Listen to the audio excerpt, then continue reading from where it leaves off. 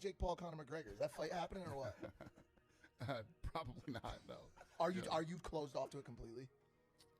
I'm never completely closed off to anything. I used to say that about things, but I don't say that anymore. Smart. Because you never know. You never know what could happen. Dana White has just confirmed that Paul is fighting again, and this time it's going to be bigger than anyone expected.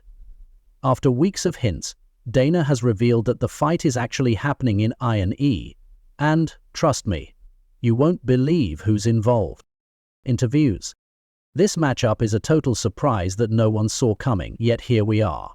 Dana White confirmed it with a confident smirk, as if he knew just how crazy this news was. This fight is happening, and it's going to be one of the biggest events in UFC history, he declared. Whether you love it, hate it, or can't decide, it's all anyone is talking about. I know I am. Conor McGregor hasn't fought since his brutal leg injury against Dustin Poirier in 2021. Since then, the man who once dominated 2 UFC divisions with fierce control and non-stop trash talk has been focused on recovery, which often seemed more like a retirement tour. There were rumors Putting to me, I mean, in this business, it's about attention. How much attention can you get? But more importantly, who gives a shit? Who cares that you're going to fight this guy on Saturday night? You got to make people care. You got to make people stay home. They have a lot of different choices on Saturday what to do with their time. You got to make them stay home and pay for it. Of a comeback, but no one expected this. Then came a tweet last night from UFC superstar Conor McGregor. Interview says, "Let's be real, when McGregor fights, the world tunes in. Who could forget his legendary 13-second knockout of Jose Aldo, or the moment he took 2 UFC belts and declared himself the king of the world? McGregor doesn't just fight, he owns the moment." But this time, it's not just about returning to the octagon or the boxing ring. It's about reminding everyone why he became a household name in the first place. For critics, though, this move feels desperate. Is McGregor chasing relevance? Maybe. But as he puts it, this isn't just a fight. It's a legacy move.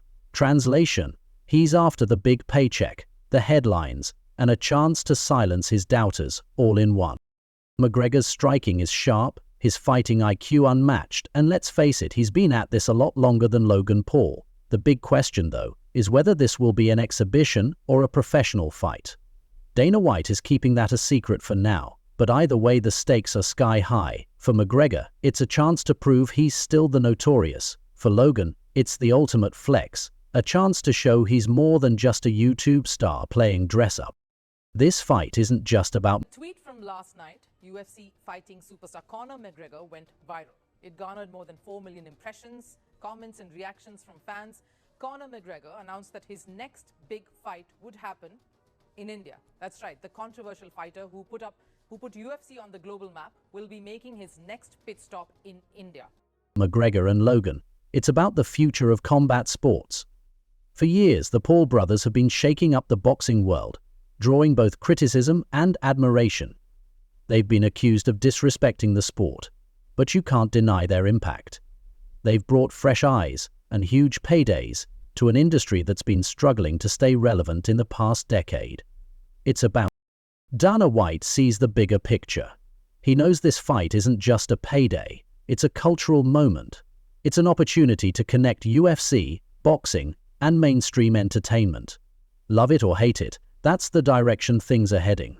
McGregor versus Logan Paul isn't just a fight.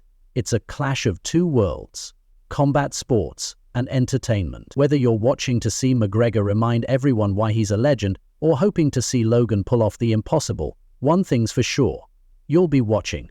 Because at the end of the day, that's the brilliance of this matchup. Love it or hate it, you can't ignore it. And that, my friends... So if you can keep fighting fucking 50-something-year-olds... You don't think Tyson has a chance? And making a living at it. I think that Mike Tyson has a puncher's chance against anybody. Mike's 58 years old.